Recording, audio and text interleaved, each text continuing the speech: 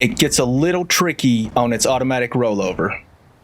Welcome, engineers, to my overview of the Koda MK2. Come around here, we'll take a look at what this beast has to offer. I am very proud of this rig.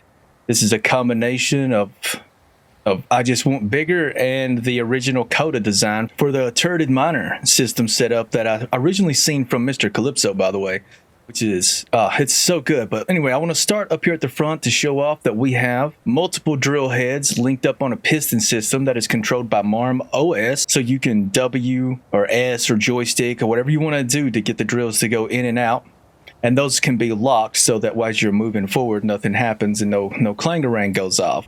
Turret itself is controlled by whips, mouse, and rotor. And if we get up here and kind of look around, I have fully connected the two arms together. They're not separate. This gives more strength and durability and helps reduce clang. And it's very simply done when you're using advanced rotors on a small ship, because you don't have to change any rotor displacement. Coming down the sides, this thing is fully battery powered. We have all of our programmable blocks here. They are labeled, so you'll know, and they're also labeled inside the cockpit as well through there, so you'll be able to look everything up and find what you need. We have some running lights down here on the bottom just to give a little bit of extra lighting while we're in there. Spare tire just in case. Now, if you're using the scrap mod, this method won't work, but if you're out in the field, you lose a tire, you can grind that one down, replace it back, and you're good to go, which is why that is there, by the way, in case you didn't know. We do have turning lights and stomp lights thanks to the DAS script, which is absolutely phenomenal. And then coming around the other side, we have a massive cargo capacity here, more batteries, fully battery powered, like I had mentioned before, with two backup hydrogen engines tucked away here, one there, one on the other side.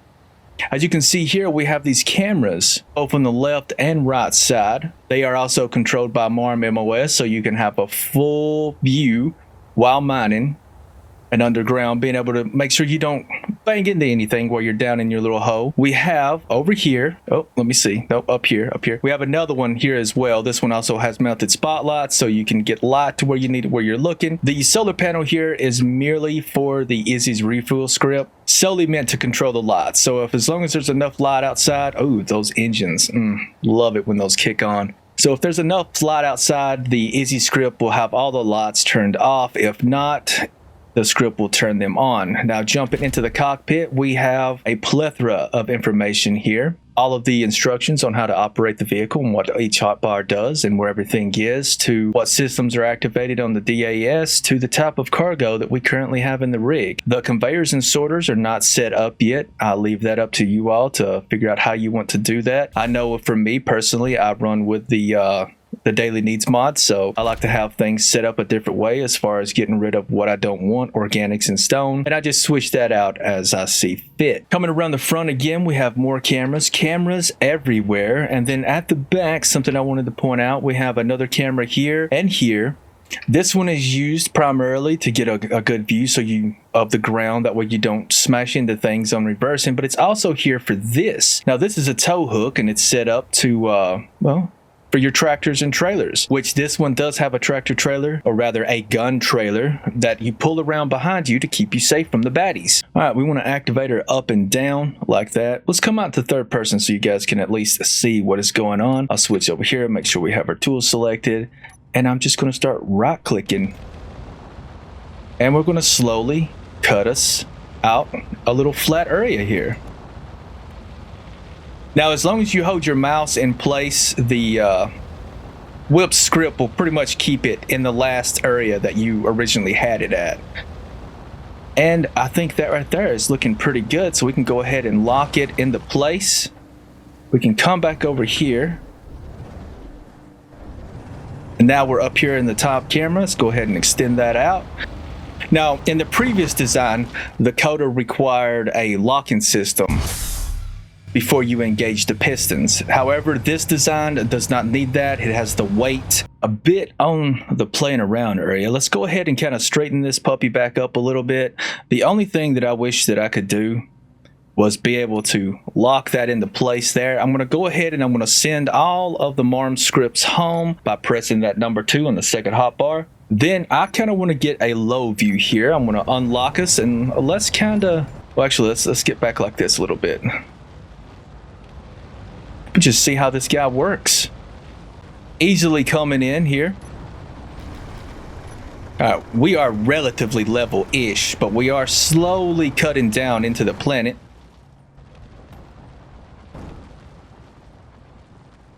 And like I said, the original Koda design was able to get into more places. It was more agile. So this one right here is going to take a little bit of effort before it actually gets to where it needs to go inside of your mining tunnel. So if you need to turn around and come out front ways for some reason, then there is that. But for the most part, yeah, this thing works great. You can switch to our rear docking view here, or rear low view rather.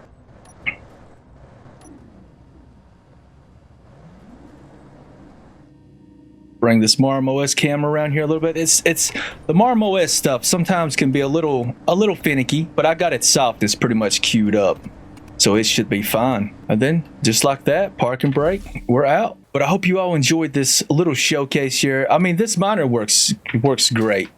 This is bouncing here. It's easily able to cut out a massive area, so this would be perfect for you guys making those underground bases. And as you can see, we are roughly level. It's got a little bit of a lean to it, so if you are wanting to, you can actually set this up if you want to come in and make a perfectly flat area by placing you some blocks. Then you can get a perfectly straight tunnel with this guy. Otherwise, he's just going to build to the terrain. But before we exit off the vehicle, let me go ahead and copy this out here. One of the things that the DAS script does is rollovers. So let's pop this guy down. Unfortunately, with the weight of this one, it gets a little tricky on its automatic rollover. But as you can see, turn this puppy upside down and you're fine. You'll get a little bit of damage. Let's just see what is damaged in here.